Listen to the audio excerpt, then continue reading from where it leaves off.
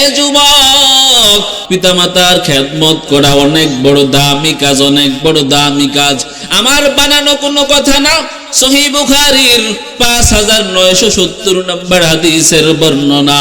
হাদিস বর্ণনাকারী সাহাবীর নাম হযরত আব্দুল্লাহ ইবনে মাসউদ রাদিয়াল্লাহু তাআলা আন আব্দুল্লাহ ইবনে মাসউদ রাদিয়াল্লাহু তাআলা আনহু قال আব্দুল্লাহ ইবনে মাসউদ রাদিয়াল্লাহু তাআলা আনহু বলেন, সাআলতু রাসূলুল্লাহ সাল্লাল্লাহু আলাইহি ওয়াসাল্লাম, আমি আল্লাহর নবীকে জিজ্ঞেস করলাম, আইয়ুল আমালি আহাব্বু ইলাল্লাহি আযজা ওয়া জাল্লা, আল্লাহ তাআলার কাছে সবচেয়ে পছন্দনীয় আমল কোনটি?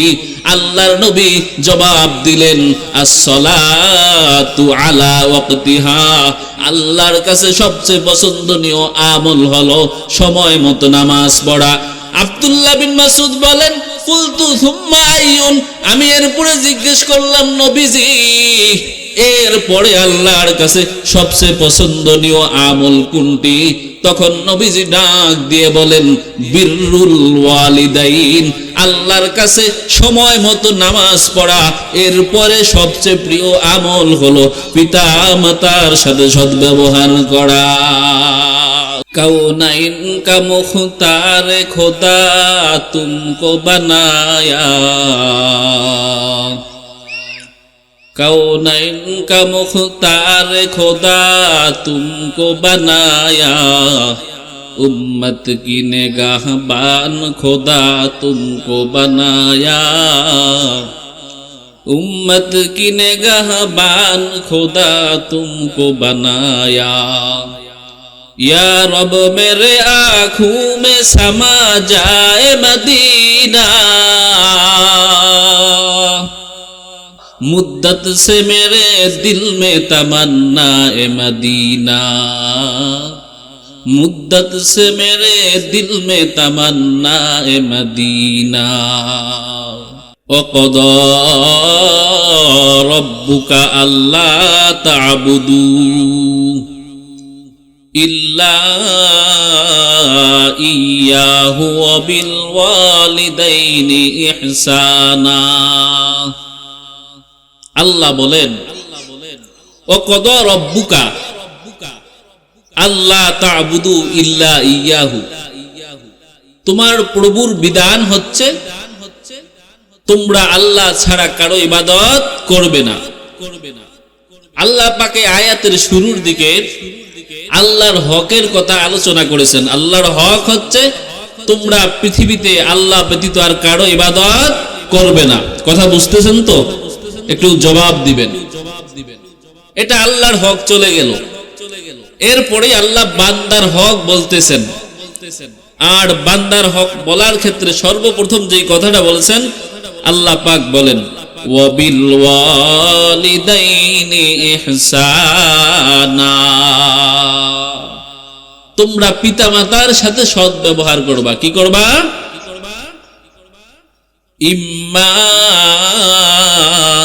ইয়াবলুগান্না ইনদাকাল কিবারা আহাদুহুমা আও কিলাহুমা, যখন তোমাদের জীবদ্দশায় তোমাদের পিতামাতা উভয়ে অথবা শুধু পিতা অথবা শুধু মাতা যদি বার্ধক্যে উপনীত হয়, মানে বুড়ো অথবা বুড়ি হয়ে যায়, ফালা তাকুল্লাহুমা উফ, তোমরা তাদেরকে উফ শব্দটিও বলবে না। ওয়ালা তানহারহুমা, তোমরা তাদেরকে ধমকও দিবে না। ওয়াকুল্লাহুমা কওলান কারীমা, তোমরা তাদের সাথে আদবপূর্ণ শিষ্টাচারপূর্ণ কথা বলবা। ওয়াখফিদ লাহুমা জানাহাদ দুল্লি মিনার রাহমা, তোমরা তোমাদের মাতাকে ভালোবাসার সহিত তাদের সামনে নত করে দিবা।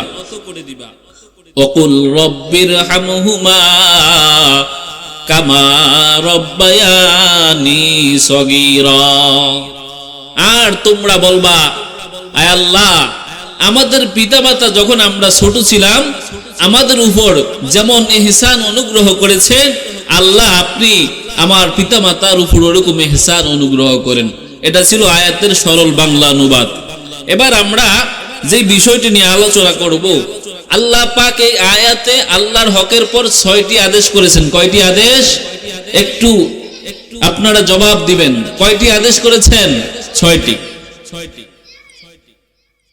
আল্লাহ রব্বুল আলামিন আল্লাহ পাকের হক আলোচনা করার পরে আল্লাহ পাক বান্দার হকের কথা বলেছেন। এখানে আল্লাহ পাক 6টি আদেশ করেছেন। 6টি আদেশ। 1 নাম্বার, বিল ওয়ালিদাইনি ইহসানা, তোমরা তোমাদের পিতামাতার সাথে সৎ ব্যবহার করবা। সৎ ব্যবহার, পিতামাতার সাথে সৎ ব্যবহার করবা। পিতামাতা যখন তোমাদের কাছে বার্ধক্যে উপনীত হয়ে যাবে, যখন তারা বুড়ো অথবা বুড়ি হয়ে যাবে, ওই সময় তাদের সাথে সৎ ব্যবহার করবা। এটা তোমাদেরকে আল্লাহ পাক 1 নাম্বার আদেশ করেছেন।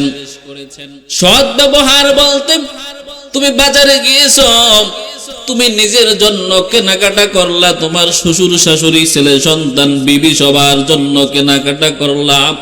এর যুবক, কারো জন্য কেনাকাটা করা নিষেধ নাই।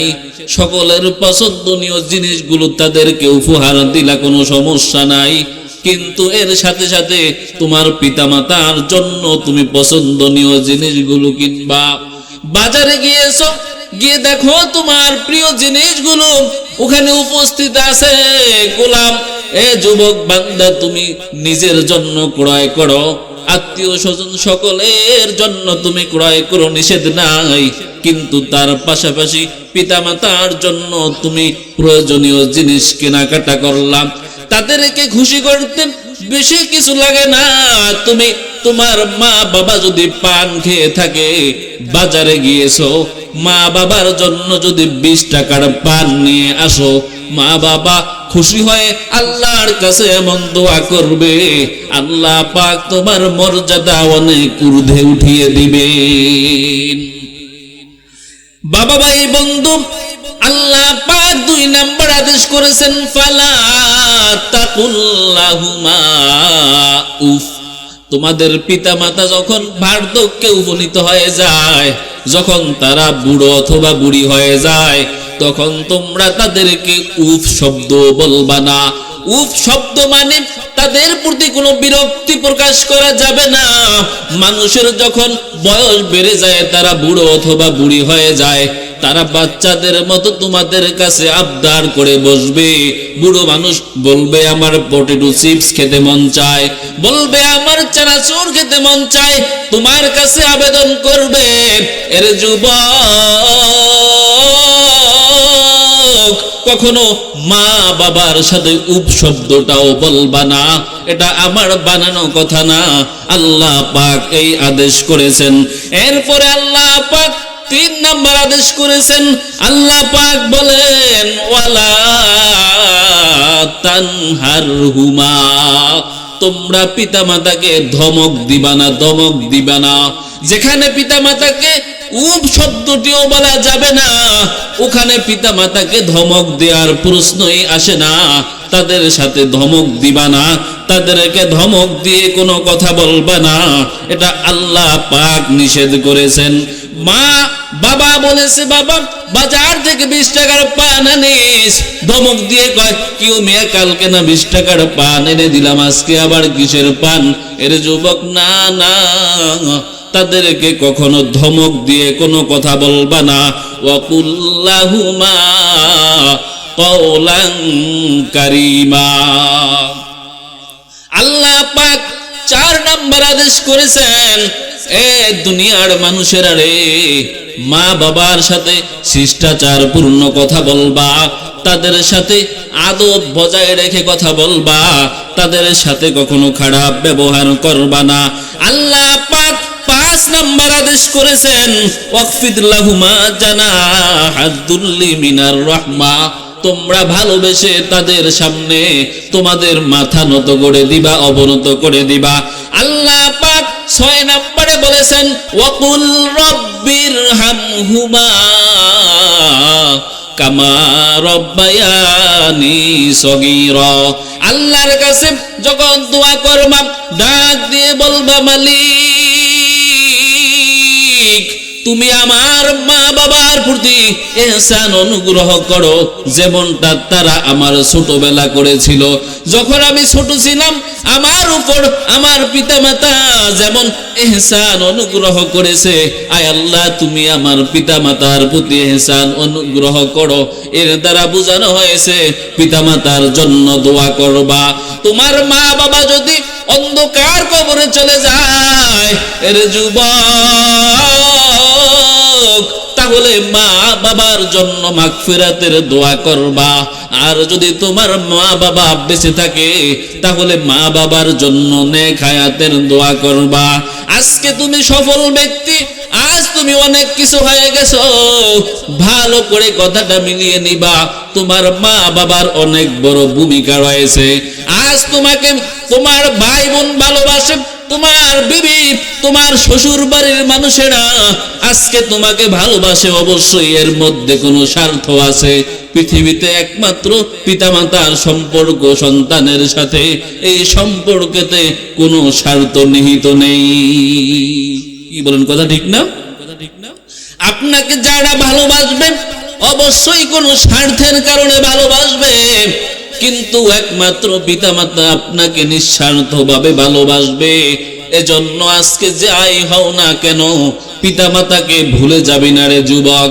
এ যুবক সন্তান, আজকে তুমি যাই হয়েছো মনে করে দেখো তোমার পিতামাতা তোমার জন্য অনেক কিছু করেছে।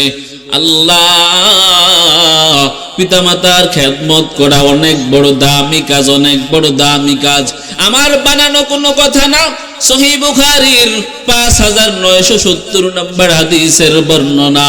হাদিস বর্ণনাকারী সাহাবীর নাম হযরত আব্দুল্লাহ ইবনে মাসউদ রাদিয়াল্লাহু তাআলা আন আব্দুল্লাহ ইবনে মাসউদ রাদিয়াল্লাহু তাআলা আনহু قال আব্দুল্লাহ ইবনে মাসউদ রাদিয়াল্লাহু তাআলা আনহু বলেন, সাআলতু রাসূলুল্লাহ সাল্লাল্লাহু আলাইহি ওয়াসাল্লাম, আমি আল্লাহর নবীকে জিজ্ঞেস করলাম, আইয়ুল আমালি আহাব্বু ইলাল্লাহি আযজা ওয়া জাল্লা, আল্লাহ তাআলার কাছে সবচেয়ে পছন্দনীয় আমল কোনটি?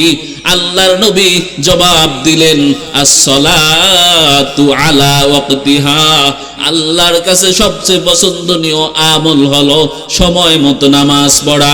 আব্দুল্লাহ বিন মাসউদ বলেন, কুলতু সুম্মা আইয়ুন, আমি এরপরে জিজ্ঞেস করলাম, নবীজি এরপরে আল্লাহর কাছে সবচেয়ে পছন্দনীয় আমল কোনটি? তখন নবীজি ডাক দিয়ে বলেন, বিররুল ওয়ালিদাইন, আল্লাহর কাছে সময় মতো নামাজ পড়া। এরপরে সবচেয়ে প্রিয় আমল হলো পিতা মাতার সাথে সদ্ব্যবহার করা। সুবহানাল্লাহ বলুন।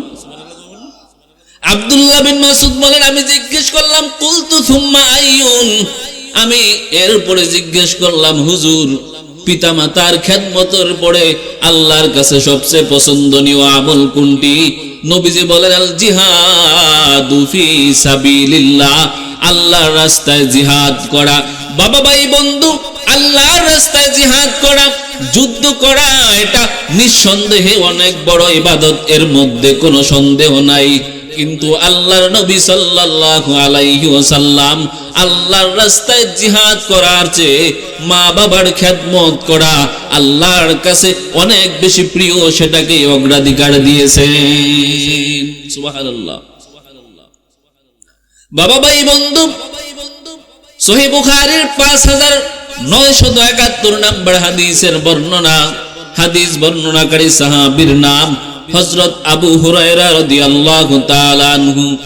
হযরত আবু হুরায়রা থেকে বর্ণিত, তিনি বলেন, যা রাজুলুন ইলা রাসূলিল্লাহি সাল্লাল্লাহু আলাইহি ওয়াসাল্লাম, এক সাহাবী, এক ব্যক্তি নবীজি সাল্লাল্লাহু আলাইহি ওয়াসাল্লামের দরবারে এসে ডাক দিয়ে বলেন, ইয়া রাসূলুল্লাহ, মান আহাক্কু বিহুসনি সাহাবাতি, আমার কাছে সবচেয়ে ভালো আমল পাওয়ার ক্ষেত্রে কে সবচেয়ে বেশি অধিকার? কার সবচেয়ে বেশি অধিকার যে আমার কাছ থেকে ভালো ব্যবহার পাবে? আমি যাদের সাথে সবচেয়ে বেশি ভালো ব্যবহার দেখাবো, কে সবচেয়ে বেশি অধিকার রাখে? নবীজি বলেন উম্মুকা, তোমার মায়ের সাথে তুমি সবচেয়ে বেশি ভালো ব্যবহার করবা। এবার ওই সাহাবী বলেন সুম্মা ইয়া রাসূলুল্লাহ, ইয়া রাসূলুল্লাহ, ইয়া হাবিবাল্লাহ, আমার মায়ের সাথে ভালো ব্যবহার করব। আমার মা ভালো ব্যবহার পাওয়ার সবচেয়ে বেশি হকদার। এরপরে কে আমার কাছে ভালো ব্যবহার পাওয়ার সবচেয়ে বড় হকদার? তখন নবীজি আবার বললেন উম্মুকা মানে হচ্ছে তোমার মায়ের সাথে তুমি ভালো ব্যবহার করবা। সাহাবী বললেন সুম্মা ইয়া রাসূলুল্লাহ, এরপরে আমি কার সাথে সবচেয়ে বেশি ভালো ব্যবহার করব? নবীজি বললেন উম্মুকা, তোমার মায়ের সাথে। একবার নয়, দুইবার নয়, নবীজি তিনবার মায়ের কথা বলেছেন। এবার সাহাবী আবার জিজ্ঞেস করলেন সুম্মা আইয়ুন, নবীজি এবার বললেন আবুকা, তুমি তোমার বাবার সাথে সবচেয়ে ভালো ব্যবহার করবা। নবীজি একবার নয়, দুইবার নয়, তিনবার মায়ের কথা বলেছেন, আর একবার বাবার কথা বলেছেন। কেন একবার বাবার কথা বললেন আর কেন তিনবার মায়ের কথা বললেন? আল্লাহ পাক এই প্রশ্নের জবাব মহাগ্রন্থ পবিত্র কুরআনুল কারীমে দিয়েছেন। আল্লাহ পাক রব্বুল আলামিন বলেন মা জাতি, মহিলা জাতি এমন তিনটা কষ্ট সহ্য করে যেটা কখনো পুরুষ জাতি করে না, পুরুষের দ্বারা কখনো সম্ভব হয় না। তিনটা কষ্ট যেটা মা জাতি মহিলা জাতির সাথে স্পেশাল ভাবে তাদের সাথে সম্পৃক্ত, এটা কোনো পুরুষ সহ্য করে না। ওই তিনটা কষ্ট অতিরিক্ত তারা সহ্য করার কারণে আল্লাহর নবী তিনবার মায়ের কথা বলেছেন আর একবার বাবার কথা বলেছেন। এখন প্রশ্ন, হুজুর তিনটা কষ্ট কি সেটা তো জানলাম না, মা জাতি মহিলা জাতি এমন তিনটা কষ্ট কি সহ্য করে যেটা আমরা পুরুষেরা করি না? আল্লাহ পাক রব্বুল আলামিন মহাগ্রন্থ পবিত্র কোরআনের মধ্যে বলেন হামালাতুহু উম্মুহু কুরহা, মা তার সন্তানকে পেটে ধারণ করে যেটা বাবা দ্বারা সম্ভব না। দুই নাম্বার ওয়াদাতহু কুরহা, মা তার সন্তানকে প্রসব করে যেটা বাবার দ্বারা কখনো সম্ভব না। তিন নাম্বার হামালাতহু উম্মুহু, তিন নাম্বার হামলুহু ওয়া ফিসালুহু সালাসুনা শাহরা, মা তার সন্তানকে বুকের দুধ পান করায় যেটা বাবার দ্বারা কখনো সম্ভব না। মা সন্তানকে পেটে ধারণ করে, মা সন্তানকে পৃথিবীতে ভূমিষ্ঠ করে, মা সন্তানকে বুকের দুধ পান করায়। এই তিনটা কষ্ট কেবল মা জাতির সাথে বিশেষিত। এই কষ্টগুলো একমাত্র মা জাতি মহিলা জাতিরা করে। এজন্য আল্লাহর নবী তিনবার মায়ের কথা বলেছেন আর একবার বাবার কথা বলেছেন। কথা বুঝতেছেন? বাবা ভাই বন্ধু, মা বাবার খেদমত করবা, আল্লাহ পাক তোমার মর্যাদা একেবারে নিচে নামিয়ে দিবে এমন না। পিতা মাতার খেদমত করার কারণে আল্লাহ পাক তোমার মর্যাদা অনেক ঊর্ধ্বে উঠিয়ে দিবেন। নবীজি সাল্লাল্লাহু আলাইহি ওয়াসাল্লাম, ওই জামানা নবীজির জামানার একজন লোক ছিল যার নাম ছিল হযরত ওয়াইস করুনী রাহমাতুল্লাহি আলাইহি। অনেকেই আমরা নামটা শুনেছি হযরত ওয়াইস করুনী রাহমাতুল্লাহি আলাইহি। উনি নবীজির জামানার লোক ছিলেন, কিন্তু সাহাবী হওয়ার মতো সৌভাগ্য তার হয় নাই। সাহাবী বলা হয় যিনি ঈমানের হালতে নবীজিকে পেয়েছেন, ঈমানের হালতে মৃত্যুবরণ করেছেন, তাকে বলা হয় সাহাবী। হযরত ওয়াইস করুনী রাহমাতুল্লাহি আলাইহি ইয়ামানের করন নামক গ্রামে বসবাস করতেন। নবীজির যুগের মানুষ, কিন্তু সাহাবী হওয়ার মতো সৌভাগ্য তার হয় নাই। কেন হয় নাই? তিনি যখন আমাদের নবীর নবুয়তের খবর শুনলেন, সঙ্গে সঙ্গে ঈমান এনে মুসলমান হয়ে গিয়েছিলেন। এরপরে নবীজির কাছে সংবাদ পাঠাইলেন, ইয়া রাসূলুল্লাহ, ইয়া হাবিবাল্লাহ, হুজুর আমি আপনার জামানার মানুষ, আমার আপনার কাছে আসতে মন চায়, আপনার হাতে হাত রেখে কালিমা পড়ে মুসলমান হতে মন চায়, আপনার কাছে এসে সাহাবী হওয়ার মতো সৌভাগ্য অর্জন করতে আমার মন চায়। কিন্তু হুজুর, আমার মা অনেক অসুস্থ, আমার মায়ের খেদমতের দায়িত্ব আমার উপর অর্পণ করা হয়েছে। হুজুর, এখন আপনি বলেন, আমি কি আপনার কাছে আসব নাকি মায়ের খেদমত করব? এই চিঠির জবাবে, সংবাদের জবাবে নবীজি ডাক দিয়ে বলেছেন, নবীজি বলেছেন, আরে ওয়াইস করনি, তুমি আমার কাছে আসা লাগবে না, তুমি তোমার মায়ের খেদমত করো, তাহলেই তোমার জন্য যথেষ্ট হবে। ওয়াইস করনি নবীজির সংবাদের জবাব পেয়ে এবার নবীর কাছে আসতে পারে নাই, এবার সে মায়ের খেদমতে ব্যস্ত হয়ে গেছে। নবীজি যখন ইন্তেকাল করবেন, নবীজির অন্তিম মুহূর্তে হযরত ওমর ফারুক রাদিয়াল্লাহু তাআলা আনহুকে নবীজি ডাক দিয়ে বলেন, ওমর, আজ থেকে কয়েক বছর পরে ইয়ামানের করণ থেকে ওয়াইস করনি নামক এক লোক মদিনায় ব্যবসা করার জন্য আসবে।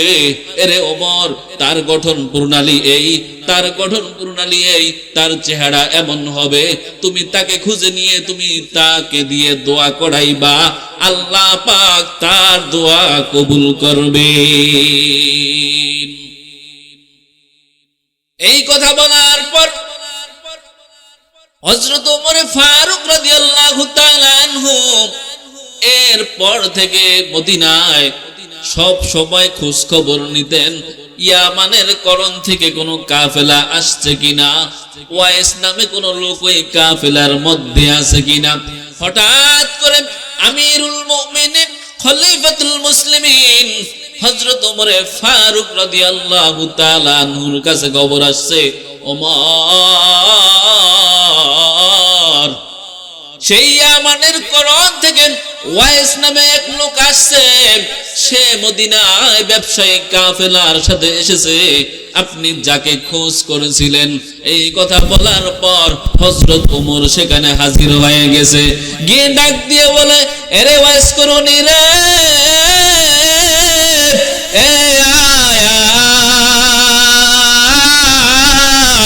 ভাই আমার জন্য একটু দোয়া কর, ভাই আমার জন্য একটু দোয়া করো।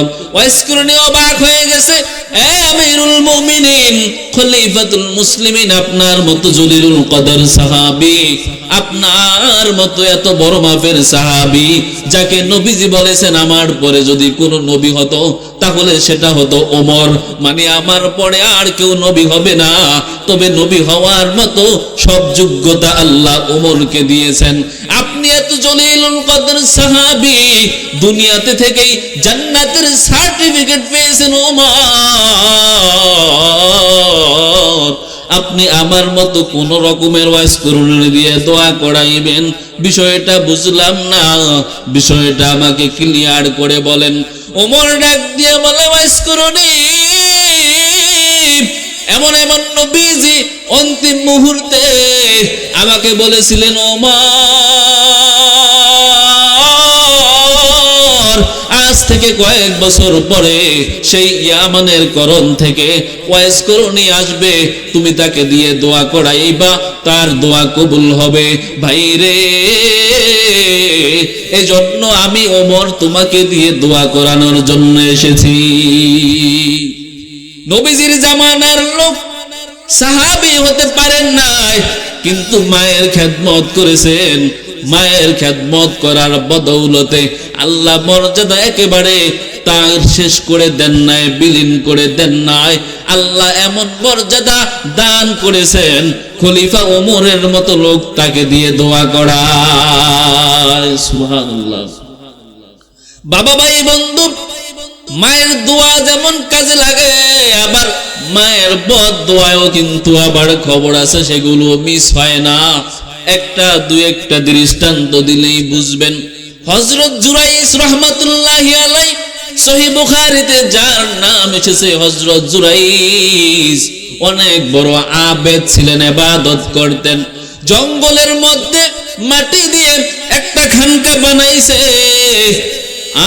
ওখানে খানকা বানানোর পর ওখানে জুরাইজ সব সময় ইবাদত বন্দেগী করে। হঠাৎ করে হযরত জুরাইজ রাহমাতুল্লাহি আলাইহি নামাজ পড়তেছেন, এই মুহূর্তে তার মা এসে ডাক দিয়ে বলে, জুরাইজ বাবা, আমি তোর মা, দরজাটা একটু খোলো, তোমার সাথে কথা আছে। ওই সময় জুরাইজ নফল নামাজ পড়তেছে, মনে মনে ভাবতেছে, সলাতি ওয়া উম্মি, আমি নামাজ কন্টিনিউ করব নাকি আমার মায়ের ডাকে সাড়া দিব। ওই সময় জুরাইজ নামাজ কন্টিনিউ করলেন, মায়ের ডাকে সাড়া দেন নাই। মা আবার ডাক দিয়ে বলে, জুরাইজ রে বাবা, আমি তোর মা, দরজাটা একটু খোল, তোর সাথে কথা আছে। এবার জুরাইজ ওই সময় নামাজে মগ্ন, ওই সময় নামাজ পড়তেছে, ভাবতেছেন সলাতি ও উম্মি, আমার নামাজ নাকি আমার মা, কাকে সাড়া দিব। জুরাইজ এবারও নফল নামাজ কন্টিনিউ করলেন, মায়ের ডাকে সাড়া দেন নাই। এবার মা আবার এসে ডাক দিয়ে বলে, জুরাইজ রে বাবা, আমি তোর মা, জুরাইজ বাবা, দরজাটা একটু খোল, তোর সাথে কথা আছে। এই কথা বলার পরেও জুরাইজ নামাজের মধ্যে আছে, ভাবতেছে সলাতি ও উম্মি, আমি আমার মায়ের ডাকে সাড়া দিব নাকি নামাজ কন্টিনিউ করব। আজকেও জুরাইজ সেই নামাজ কন্টিনিউ করলেন, চালিয়ে গেলেন। যাওয়ার পর মা এবার একটা বদদুয়া দিয়ে দিছে, ডাক দিয়ে বলে, জুরাইজ রে, তুই যেহেতু আমার সাথে কথা বলো নাই, যা, তুই যেহেতু আমার চেহারা দেখতে চাস না, যা পতিতা মহিলার চেহারা দেখিস। মা একটু বদদুয়া দিছে, লেগে গেছে। হঠাৎ করে এক মহিলা জুরাইজকে তার সাথে অপকর্ম করার জন্য আহ্বান করেছে, কিন্তু জুরাইজ রিজেক্ট করে দিছে, না না, আমি অপকর্ম করতে পারবো না। তারপরে ওই মহিলা একটা রাখালের সাথে অপকর্ম শুরু করে দিয়েছে, আর তার গর্ভে একটা সন্তান এসেছে। একটা সন্তান আসার পর যখন সন্তান পৃথিবীতে ভূমিষ্ঠ হয়েছে, ওই মহিলা, পতিতা মহিলা, মানুষদেরকে ধরে ধরে বলে, এই সন্তান আর কারো সন্তান না, এই সন্তান জুরাইজের সন্তান। মানুষগুলো যেই জুরাইজকে এত ভক্তি শ্রদ্ধা করতো, আজকে ভক্তি করে না, আজকে জুরাইজের খানকা ভেঙে গুড়িয়ে দিয়েছে। এবার জুরাইজ ডাক দিয়ে বলে, ভাই রে, আমার উপর এত ভক্তি ছিল, আজকে এত শক্তি কেন? আজকে কেন তোমরা কথাবার্তা ছাড়া আমার খানকা ভাঙতেছো? তারা ডাক দিয়ে বলে, বুঝো না, বুঝবা না সময় মতো, এখন বুঝতেছ না। জুরাইজ বুঝতেছে না, হায় রে, কাহিনী কি কাহিনী হয়েছে। মিয়া ওই মহিলার সাথে, পতিতা মহিলার সাথে আকাম করছো, বাচ্চা একটা ভূমিষ্ঠ হয়েছে, আর এখানে খানকা দিয়ে বসে আছো। জুরাইজের আর কোনো কিছু বুঝার বাকি নাই, জুরাইজের বুঝে চলে আসছে, এটা আর কোনো কিছু না, এটা হলো আমার মা যে বদদুয়া দিয়েছে, আমার চেহারা দেখতে যেন মন চায় না, তাহলে যা পতিতা মহিলার চেহারা দেখিস। এবার জুরাইজ বলতেছে, ভাই রে, ওই সন্তানটা কোথায়, যেই সন্তানটা ভূমিষ্ঠ হয়েছে? এবার যখন বিচারের ফয়সালা হবে, কার্যক্রম সম্পাদন করার জন্য যখন তারা আলোচনায় বসছে, জুরাইজ ডাক দিয়ে বলে, ওই ছেলেটা কোথায়, যেই ছেলেটা এই পতিতা মহিলার গর্ভে ভূমিষ্ঠ হয়েছে।